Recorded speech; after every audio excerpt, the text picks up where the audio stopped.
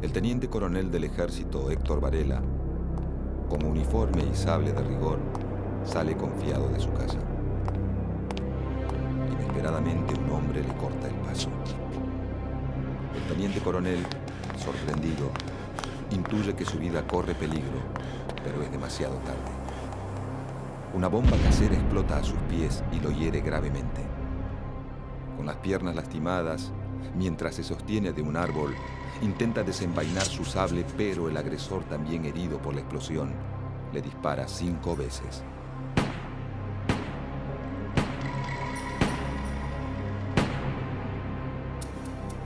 El laureado teniente coronel del ejército, Héctor Varela, muere.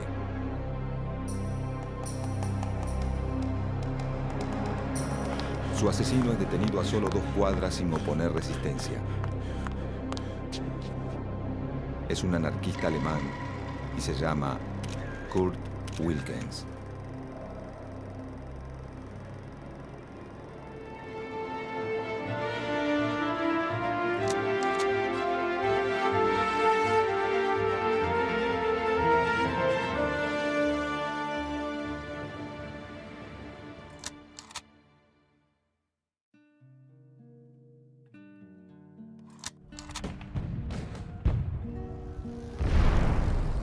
La Primera Guerra Mundial, desatada en 1914, provoca un fuerte impacto en la economía argentina, dado que Gran Bretaña, Francia, Bélgica y Alemania, sus principales socios comerciales, forman parte del conflicto internacional.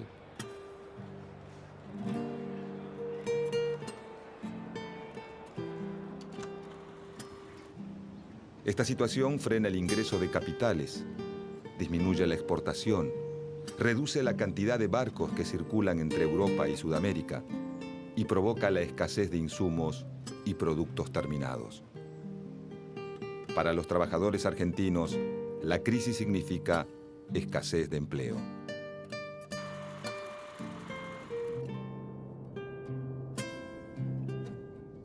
En 1917, el 20% de la población activa está desocupada.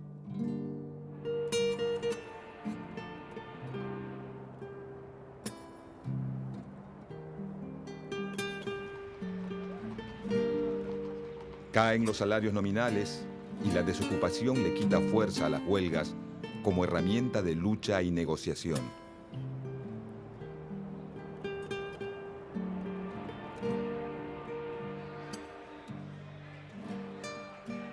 Al finalizar la guerra, comienza la recuperación económica. El crecimiento de las exportaciones trasciende en el mercado interno y suben los precios de los alimentos.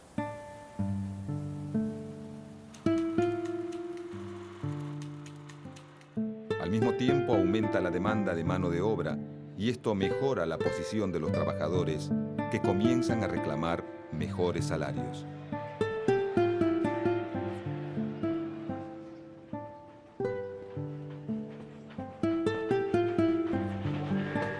Entre 1916 y 1918, algunos sindicatos logran el arbitraje del gobierno nacional en sus conflictos. Entre ellos los sindicatos que agrupan a los trabajadores ferroviarios y portuarios. El gobierno de Hipólito Yrigoyen es el primero en intervenir en las negociaciones de salarios entre sindicatos y empleadores. Esta situación fortalece la posición de sindicatos de larga trayectoria, como la Fraternidad de Maquinistas, creada en 1887, y de otros más recientes, como la Federación Obrera Marítima y la Federación Obrera Ferrocarrilera, surgidas en la década de 1910. Su capacidad de frenar el transporte en momentos clave les permite obtener, muy tempranamente, conquistas salariales, de condiciones de trabajo e incluso de seguridad social. En diversas zonas urbanas como Rosario, Buenos Aires y el Gran Buenos Aires, el crecimiento del frigorífico industrial dedicado a la exportación y el de industrias orientadas al consumo local aumenta el número de trabajadores permanentes.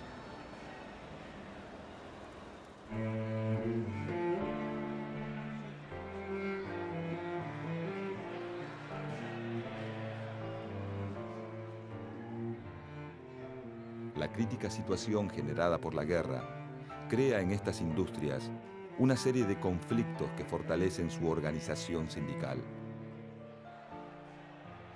A partir de 1917, se suceden huelgas en las que el movimiento obrero reclama mejores salarios y retoma una demanda por la que lucha desde sus orígenes, en la década de 1890. La limitación de la jornada laboral a 8 horas diarias.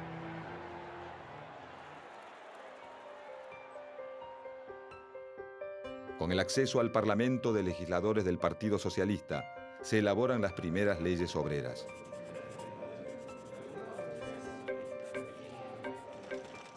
Se sancionan la Ley de Descanso Dominical, la Ley de Regulación del Trabajo Femenino e Infantil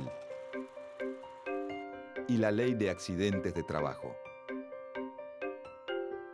Las nuevas leyes regulan los horarios de trabajo, los días de descanso periódico pago y la licencia por maternidad, que revierte la situación a la que están sometidas las mujeres al momento de ser madres, quienes debían continuar en actividad o bien renunciar o ser despedidas. Los trabajadores de algunas industrias consiguen la jornada laboral de 8 horas, pero recién en 1929 llega a convertirse en ley nacional. El trabajo reglamentado y el contacto con las primeras formas de organización industrial de la producción genera una experiencia particular y un movimiento de sindicalización fuerte. Cuando la guerra llega a su fin, en noviembre de 1918, algunos sectores industriales logran mejoras en sus condiciones de trabajo, pero la situación general de los trabajadores argentinos sigue siendo precaria. Comparativamente, para la misma época, los obreros estadounidenses y europeos trabajan en industrias más consolidadas, forman una clase obrera más numerosa y tienen mayor experiencia de organización. La guerra crea alteraciones en el mercado de trabajo. Los puestos que los hombres dejan vacantes son ocupados por las mujeres.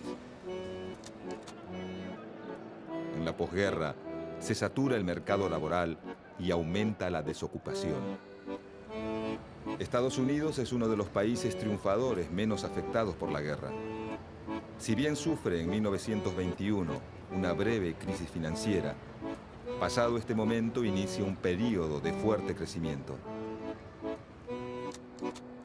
Con el nuevo panorama de posguerra, comienza la recuperación de los fletes y el aumento en la demanda de alimentos y materias primas para la reconstrucción de las economías europeas. Además, se reactivan las exportaciones y los intercambios. La economía argentina, que viene de casi 5 años de recesión, atraviesa fuertes presiones inflacionarias.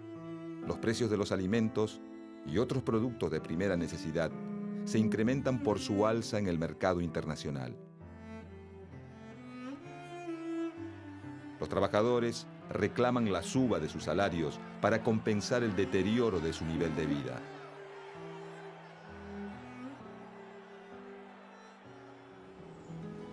Con la llegada de la primavera en 1918 y el comienzo de la temporada de cosecha, en el campo pampeano se produce un aumento de la demanda laboral y una migración de obreros que se trasladan de la ciudad al campo en busca de empleo. Todos los sectores laborales cuentan con mejores condiciones de negociación. Los trabajadores del transporte realizan paros y las cosechas se acumulan a la espera de ser cargadas en vagones o buques.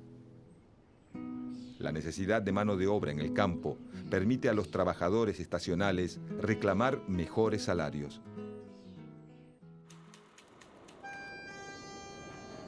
La migración de la ciudad al campo mejora la posición negociadora de los trabajadores urbanos. El gobierno de Hipólito Yrigoyen inicia una nueva forma de vinculación con los obreros a través de la mediación en los conflictos laborales, aunque está lejos de apoyar a todos los trabajadores.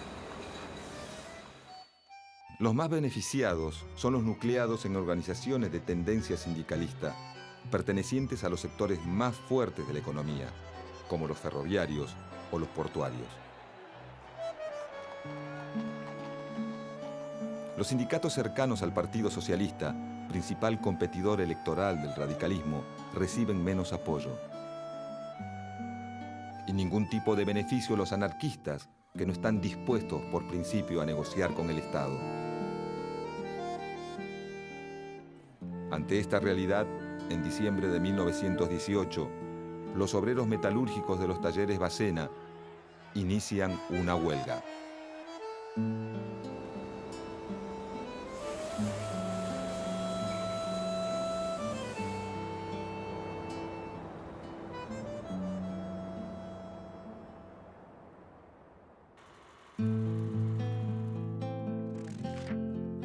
Los obreros de los talleres Bacena reclaman aumentos salariales y reducción de la jornada de trabajo a 8 horas. Los primeros días de enero de 1919, la empresa fragmenta la unidad de los huelguistas y consigue que varios empleados se reincorporen al trabajo. El 7 de enero, algunos de los obreros reincorporados a Bacena salen con las camionetas de la empresa desde los talleres ubicados en Cochabamba y La Rioja, en el barrio de San Cristóbal, en Buenos Aires, y se dirigen a buscar materias primas en el depósito situado en las calles Pepirí y Santo Domingo, en el barrio de Parque Patricios. Al llegar a Pepirí y Alcorta, un piquete los exhorta para que abandonen el trabajo.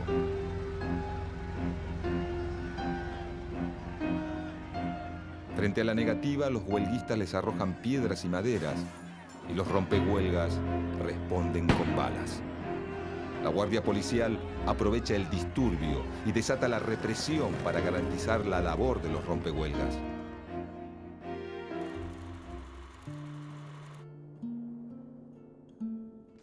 El enfrentamiento deja 3 heridos en las fuerzas represivas y entre los obreros 4 muertos y 30 heridos, algunos de los cuales fallecen más tarde.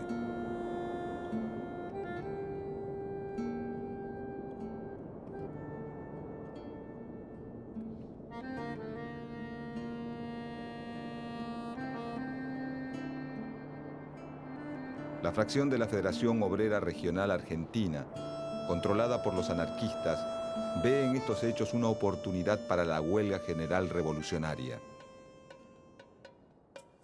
Convoca el paro para el 9 de enero y organiza distintas formas de acción insurreccional.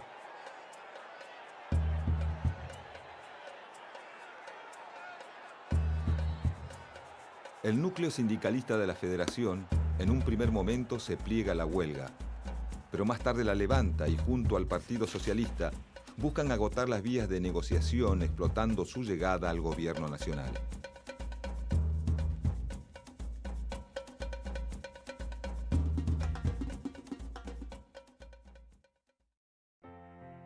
El 9 de enero se dispone también como fecha para sepultar a las víctimas. El cortejo fúnebre se convierte en un acto de protesta contra la represión policial.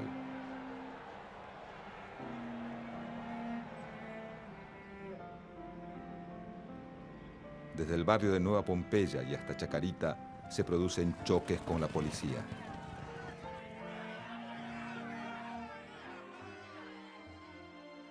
Al llegar al cementerio, las fuerzas policiales abren fuego contra la columna de obreros. Mientras tanto, en la planta de Bacena se cierra el acceso. Se forman piquetes de huelga y se instalan barricadas en distintas calles cercanas: San Juan, Cochabamba, Urquiza, La Rioja.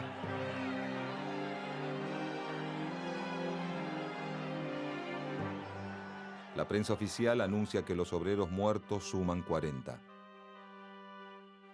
La prensa obrera cuenta un centenar y más del doble de heridos.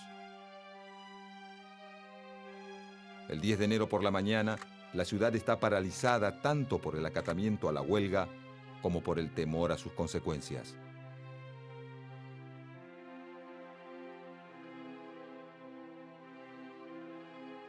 Los enfrentamientos, choques, piquetes y barricadas se multiplican en los barrios obreros de Once, San Cristóbal, Parque Patricios y Boedo. El general de Lepián, a cargo de la guarnición de Campo de Mayo, moviliza las tropas hacia la ciudad en espera de que el presidente Hipólito Yrigoyen le dé al ejército la orden de reprimir. Luego de unas horas de incertidumbre, que algunos entienden como vacilaciones del presidente y otros como un intento de golpe de Estado, Yrigoyen ordena la intervención militar en la ciudad de Buenos Aires y designa a de Lepián a cargo de la operación.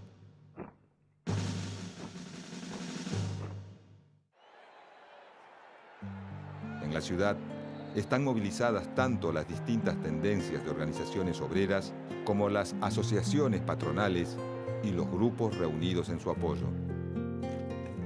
A la intervención militar, la represión policial a los huelguistas y la confrontación con los grupos de choque anarquistas se suma el accionar de guardias cívicas organizadas por la recién formada agrupación conservadora, la Liga Patriótica Argentina.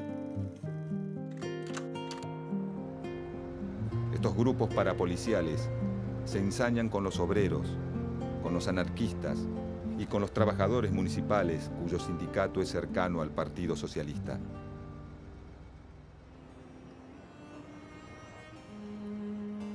Las fuerzas represoras despliegan sus ataques, particularmente en los barrios donde se concentra la colectividad judía, como Once y Villa Crespo, por considerarlos rusos y por eso sospechosos de revolucionarios.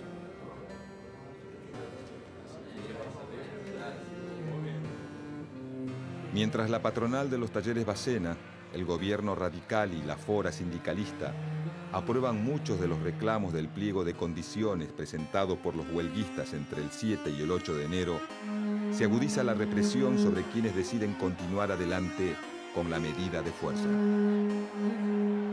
Alrededor de 2.000 trabajadores, dirigentes y militantes de distintos grupos son detenidos.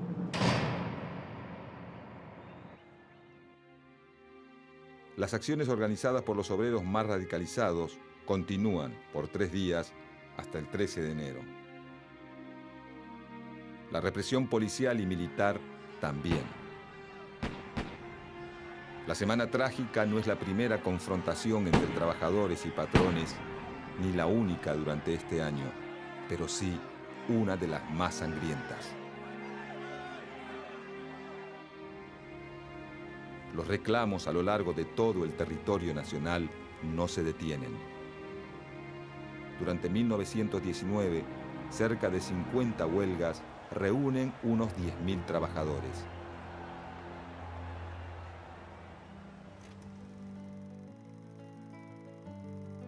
Los conflictos no se limitan al sector del transporte ni al urbano. Emergen también las huelgas entre los asalariados del sector rural.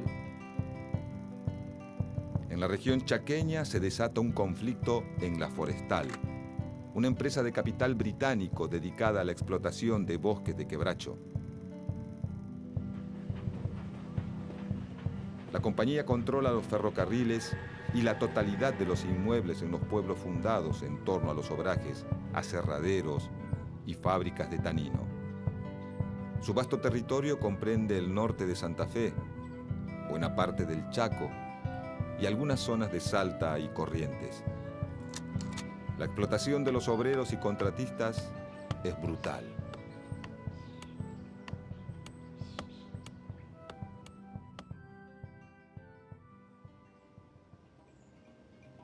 En 1919, los trabajadores de La Forestal presentan un pliego de condiciones que demanda aumento de los jornales, turnos limitados a 8 horas y la suspensión de los despidos.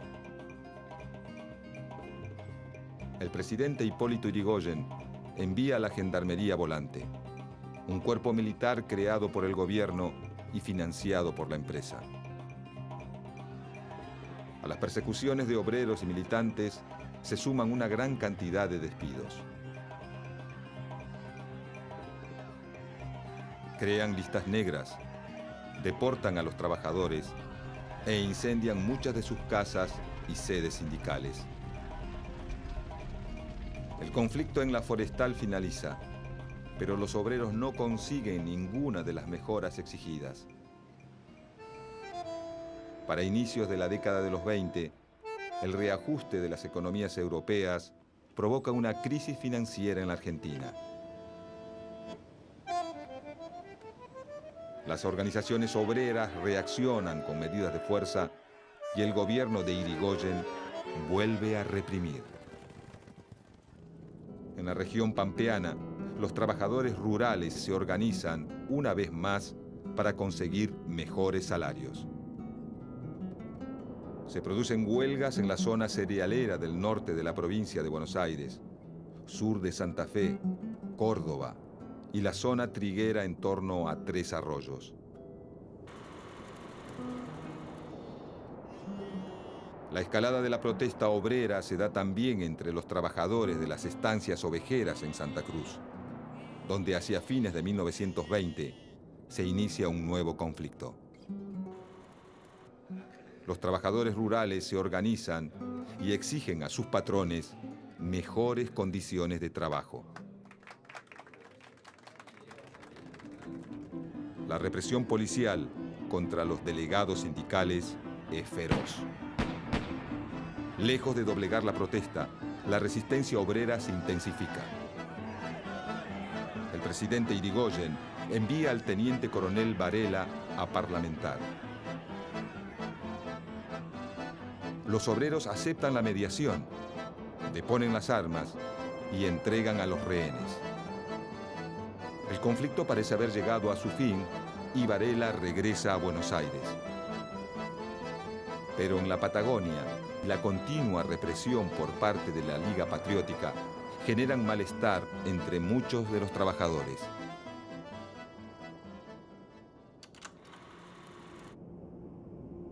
En agosto de 1921, deciden ir nuevamente a la huelga.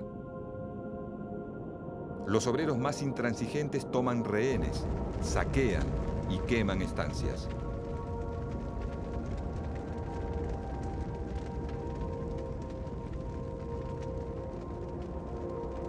El gobierno nacional califica sus acciones de subversión armada y bajo el imperio de la ley marcial Irigoyen envía a Varela, esta vez al mando de las tropas regulares del ejército, la policía territoriana y la Liga Patriótica para terminar con la insurrección.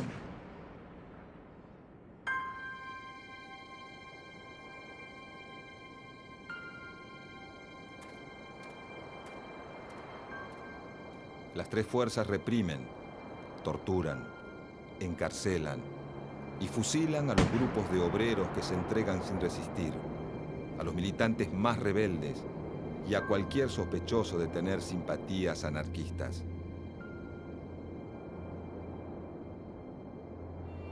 La represión finaliza por pedido de los terratenientes que temen quedarse sin mano de obra. El gobierno recibe con honores al teniente coronel Varela, responsable de las acciones en la llamada Patagonia Trágica, con más de 1.500 obreros muertos y 600 detenidos y torturados.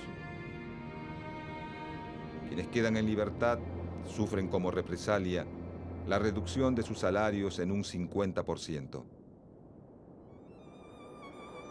Hacia 1922, la recuperación de la economía argentina apoyada en la mejora del mercado internacional reduce las tensiones.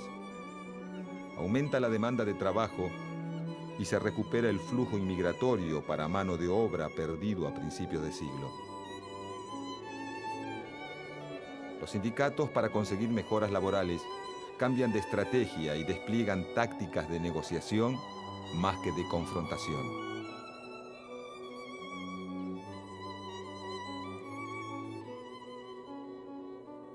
La mejoría económica y la represión despiadada sufrida por el naciente movimiento obrero imponen un período en el cual las diferentes formas de reclamos disminuyen la violencia en sus acciones. Pero los ideales de dos mundos diametralmente opuestos son irreconciliables.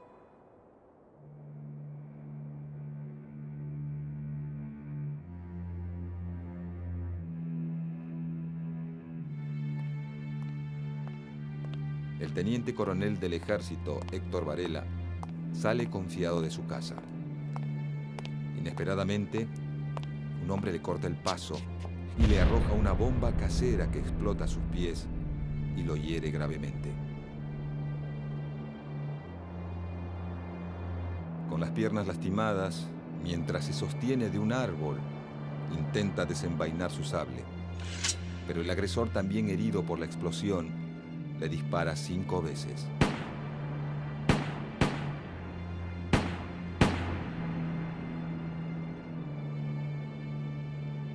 El teniente coronel del ejército, Héctor Varela, muere. El asesino, un anarquista alemán llamado Kurt Wilkens, es detenido a solo 2 cuadras sin oponer resistencia y declara: pueden matarme. He vengado a mis hermanos. 8 meses después, Varela es honrado con una placa.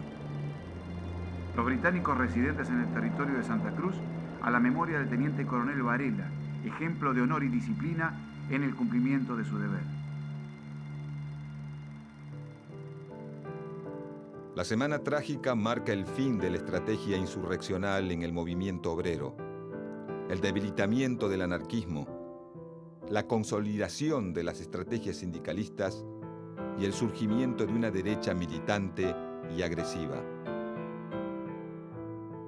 Esta nueva derecha utiliza organizaciones parapoliciales como el objetivo de reprimir a un movimiento obrero al que acusa de estar inspirado en influencias consideradas nocivas, bolcheviques y anarquistas. Los conflictos desatados entre 1919 y 1922 afectan a trabajadores de todo el país, tanto a los urbanos de Buenos Aires y Rosario, como a los rurales de la región pampeana, del Chaco y la Patagonia. La oleada de conflictividad de esos años es el resultado de los efectos que la coyuntura internacional creada por la Gran Guerra tiene sobre la estructura de la economía nacional.